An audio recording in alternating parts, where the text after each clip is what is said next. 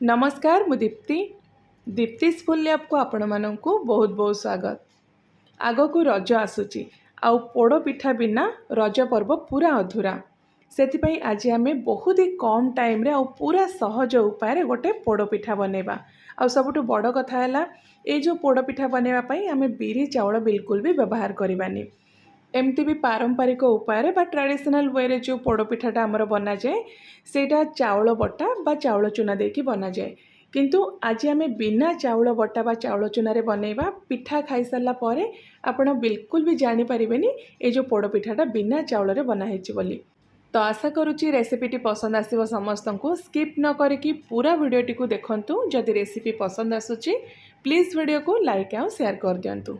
तो फर्स्ट हम कौन करवा ना गैस ऑन करके एमती गोटे मोटा कड़ई से गरम करवा जेकोसी गोटे आप हेवी बटम पैन ये यूज करेंगे। तो से आम गोटे बड़ चामच गरम करवा घीटा एमती गरम होकर मेल्ट हो सारापर से आम 2 गिना ऐड करवा सुजी। आउ एठी ना आपण जेकोसी गोटे जगह एमती फिक्स करदे से आप सुजीटा को मापिकी ने मेजरिंग कप हो बा चा पीवा कप बा ग्लास रे आपण सुजी को मापिकी ने। तो 2 भाग मुझे सुजी देती 2 गिना सुजी नहीं मोटा दाना पतला दाना जो सुजीटा घरे अच्छी आपणकर से सुजी आप यूज करें। तापर ये 4 बड़ चामच मु काजू ऐड करी ड्राई फ्रूट्स बा काजूर परिमाण आपण पसंद हिसाब से आप कम बेसी करके नहीं पारे। तो मीडियम फ्लेम रे आम ये सुजीटा को भाजवा बेसी भाजबेनी 2 ରୁ 3 मिनिट मीडियम फ्लेम रे भाजबे। ध्यान रखिए सुजीर कलर जमती बिल्कुल भी चेंज हेनी। देखंतु ये सुजीर कलर सेमती ही अच्छी। तो एतिकी आम भाजवा पाखापाखि 2 मिनिट आम मीडियम फ्लेम रे भाजीदबा। तापर आम ए ऐड करवा गोटे बड़ चामच गुजराती आ गोलमरीचर गुंड।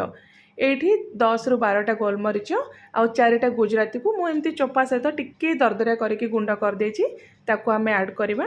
ता सहित गोटे बड़ चामच पान महुरी गोटा पान महुरी आ कंचा पान महुरी मुझे यूज करी बढ़िया बास्ना आसो आम पिठारे। 2टा छोट तेजपत्र को एमती टिके छिंडे पकेबा। आउ जदि बड़ साइज्र तेजपत्र नौचंती तो गोटे तेजपत्र आप यूज करेंगे। तापर आम ए 3 ରୁ 4 चामच ऐड करवा किसमिस ड्राई फ्रूट्स आउ ये नड़ियार परिमाण सेमती किसी फिक्स ना आपण पसंद हिसाब से कम बेसी करके आप नहीं पारे। नेक्स्ट किसी कटा नड़िया आम ए मिक्स करवा अधा कप मुझे कटा नड़िया नहीं अल्प किसी पाखापाखि 2 चामच आम साइड रखीदे से आम पर यूज करवा। तापर किसी कोरा नड़िया भी मिक्स करवा सेम अधा कप मुझे कोरा नड़िया नहीं सबू नड़िया को आम ए मिक्स करवा आ स्वाद हिसाब से लुण ऐड करवा अधा छोट चामच मुझे लुण नहीं। तो सुजी भाजी सारा पर ना आप गैस फ्लेम को बंद करके सबू जिनस मिक्स करेंगे। तो एबे आम जो गिनारे सुजी मापिकी नहीं से गिनारे 4 गिना ए पानी मिक्स करवा। ये देखो ए गिनारे मु सुजी मापिकी नहीं तो ए गिनारे 4 गिना आम ए पानी मापिकी ऐड करवा। तो जेतिकी आप सुजी नेबे ना तार डबल परिमाण में आप पानी यूज करेंगे। नेक्स्ट आम से गिनारे जो गिनारे आप सुजी मापिकी नहीं से गोटे गिना मापिकी नहीं जा क्षीर। तो ये देखो सर सहित मु क्षीरटा नहीं पिठार टेक्सचर आउ टेस्ट बहुत बढ़िया आसो जदि अच्छी ऐड करूँ आदि ना तो किसी कथा नहीं आप खाली क्षीरटा ये नहीं पारे। तो 2 कप सुजी पाई 4 कप पानी सहित गोटे कप आम ए क्षीर मिक्स करवा सबू जिनस दे सारापर भल भाव एमती गोटे थर गोलैदबा। तापर गैस फ्लेम को ऑन करके मीडियम फ्लेम रे आम एटा को कुक करवा। तो ये गोटे कथा आप मन रखिए सुजीटा जिते आम भाजी होना गैस फ्लेम को आप बंद करदे। तापर जहाँ ए मिक्स करने कथा सबू जिनस ऐड कर सारापर देन आप गैस फ्लेम को ऑन करके मीडियम फ्लेम रे सुजीटा को आप जंतिबे। बेसी टाइम ये लगभग पाखापाखि 3 मिनिट ही टाइम लगे मीडियम फ्लेम रे एमती कंटिन्यू चलैकी सुजीटा को आप जंतिबे। आउ धीरे धीरे देखिए सुजीटा एमती आपणकर पूरा बहलिया हो देखंतु यही टाइप टेक्सचर बा सुजीटा जितेबाला एमती पूरा थिक होना से स्टेज रे आम ए मीठा ऐड करवा। आप नोटिस करेंगे ये पिठारे आम बिल्कुल भी मीठा ऐड करना। तो यही स्टेज रे आम मीठा ऐड करवा जितेबाला सुजीटा आपणकर टिके एमती बहलिया हो सेठी आम मीठा ऐड करवा। मीठा पाई आम ये गुड़ नहीं जावा चीनी रे भी बन पारे किंतु पोड़ पिठार जो ओरिजिनल टेस्ट गुड़े ही आसे। गुड़र परिमाण भी आपण टेस्ट हिसाब से आपन को केते मीठा दरकार बा केते मीठा आपन को पसंद से हिसाब से गुड़र परिमाण आप यूज करेंगे। मुझे 2 गिना सुजी 1.5 गिना पाखापाखि गुड़ नहीं। जदि कम मीठा आपन को पसंद से हिसाब से गुड़र परिमाण एडजस्ट करके मिठार परिमाणटा आप एडजस्ट करके मिक्स करेंगे। तो ये आपड़ लो फ्लेम रे गुड़टा मेल्ट हवा जाए कुक करेंगे। मु गुड़टा को टिके छोट छोट खंड कर देछि, बेसी टाइम लगभग। आउ जदि आपण गुंड गुड़ यूज करचंती बा गुड़टा को ग्रेट करके नौचंती तो बहुत कम टाइम रे गुड़टा हमर सुजी सहित पूरा बढ़िया से मिक्स हो जिवो। तो ये पाखापाखि मत 2 ରୁ 3 मिनिट टाइम लगी गुड़टा भल भाव में सुजी सहित मिक्स हाँपाई। आते बड़े गुड़टा आपणकर मिक्स हो ना सुजी सहित तो तार जो कंसिस्टेंसीटा टिके आपन को पतला लगे आ कलर एमती देखंतु पूरा चेंज हो। तो गुड़टा पूरा भल भाव में जंतुणी सहित एमती मिक्स हो सारापर आम ए 1 चामच ऐड करवा घी दे सारापर एगेन आम यहाँ को भल भाव में मिक्स करवा। गैस फ्लेम एवं भी ये ऑन अच्छी। गुड़टा ए पकई सारापर लो फ्लेम रे आपड़ यहाँ को भल भाव में ये कुक करेंगे मिक्स करेंगे। तो यार जो कंसिस्टेंसी आप देखु एमती रही पतला आप रखिए। आउ याठू जदि जंतुणी आपणकर टाइट होची बा बहलिया हैला जानबे जे पिठा भी आपणकर टाण हबो, बिल्कुल भी नरम हबनी। तो एतिकी कंसिस्टेंसी रखिकी आपण जंतुणी बनैले पिठा आपणकर बहुत ही नरम बनिबो आ पाटरे देले पूरा मिलै जिवो। तो जंतुणी हमर पूरा रेडी हो गला। गैस रा फ्लेम को आम ये बंद करदेवा। तापर पिठाटा को पोड़ीबा पई आम प्रिपरेशन करवा। तो ये देखंतु एमती गोटे आलुमिनियम केक रो मोल्ड मुनेछि। जदि अच्छी एमती मोल्ड आपणक पाखरे तो आपण यूज करंतु, नहले नॉर्मल जेकोसी घर टिफिन बॉक्स बा टिफिन रो डब्बा स्टील रो से भी आप पोड़ी पारिबे, नहले डायरेक्ट कड़ाई रे भी पोड़ी पारिबे।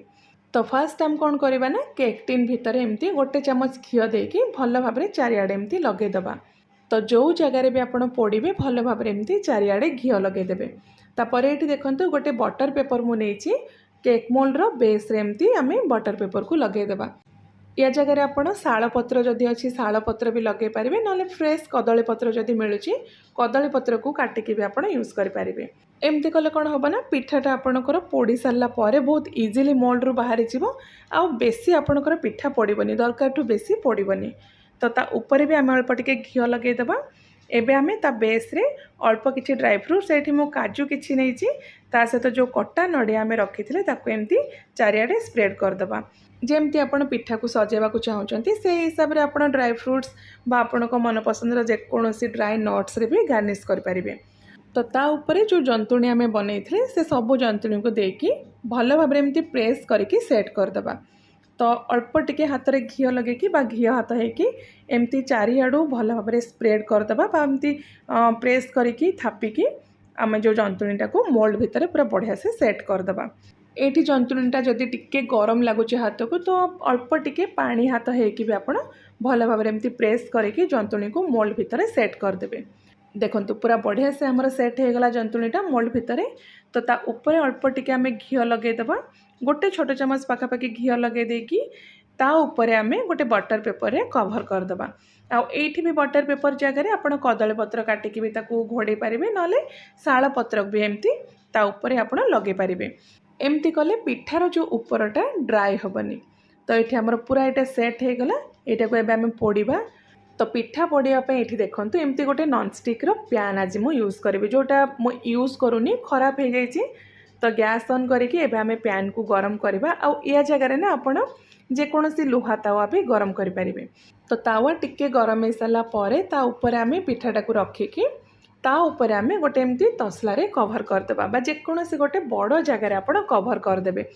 तो यही प्रोसेस रे जदि आप पिठाटा बनइबे ना, एक तो पिठा आपणकर बहुत जल्दी बनीजिवो बहुत कम टाइम रे, ता सहित तार जो बेसटा बा पिठार तल पटेटा दरकार ठू बेसी बिल्कुल भी पड़ोनी, जी दरकार आपन को सेतिकी पड़ो। तो एमती आम 40 ରୁ 45 मिनिट लो फ्लेम रे को बेक करवा बा कुक करवा। तो ये देखो पाखापाखि 50 मिनिट पर मुझे देखा पिठाटा ये आमर पूरा बढ़िया से बेक हो जाइए बा पोड़ी जाइए।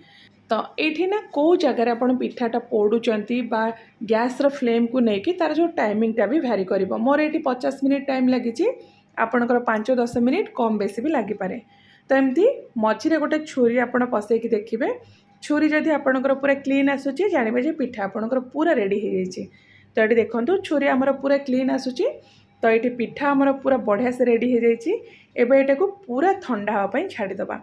आउ ठंडा हो सारा पर फास्ट गोटे छुरी साहाଯ୍य तार चारिपटू एमती लूज करदे तापर गोटे प्लेट उपर रखिकी पिठा को आम से प्लेट उपर उल्टेदबा बहुत इजिली बाहरी जीवो कहीं तार बेस रे आम जेहेतु बटर पेपर देइथिले बा जदि आपण कदली पत्र भी देइचंती तो बहुत इजिली मोल्ड रू पिठाटा बाहरी जीवो।